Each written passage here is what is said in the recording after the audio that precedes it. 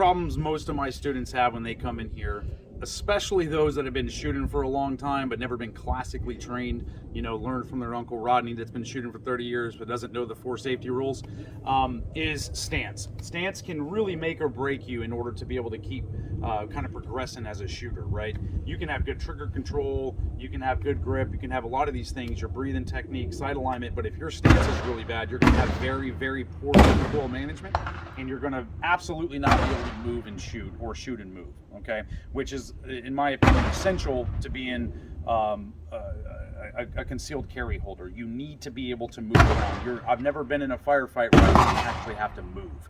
Somebody shoots at you, you're going to want to move, okay? So why do we sit here and we train like we're a willow tree at the range, okay, is beyond me. So what we need to do here first is, when we're standing, and there's a lot of different techniques or different stance. We have more of our combat stance as well as more of our traditional, this is my everyday stance I'll be in at Walmart if I was walking, okay? If I was reacting to something randomly, I'm gonna be more in a regular everyday stance, right? So one of the biggest problems I see is people either A, locking their knees out, okay, locking their legs out, so they're essentially like this, right? And then people over unlocking their knees out to where they end up with their knees over their toes, which is really bad. You're gonna have a lot of stress on your knees, and it's gonna be very hard to concentrate while you're going through all that pain. On the flip side, if I have my legs locked out, I have a tendency to go backwards. I'm not very stable. I'm not very responsive from an agility perspective, okay? So all we need to do is we just need to unlock our knees. Notice, I didn't do anything drastic here. I just unlocked my knees. We don't need to be in an air chair. This is 2005. We do not do this anymore. This is over, okay? This hurts my back. This breaks my body plane and does not allow me to be able to move my body as one unit.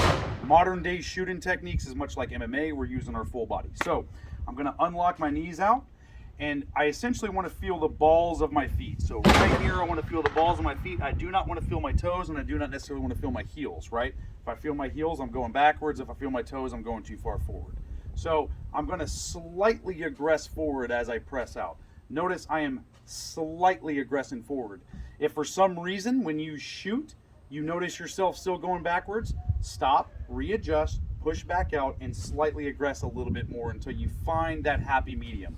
It's kind of like a seesaw. You got to give something to get something, right? So just kind of experiment with it, right?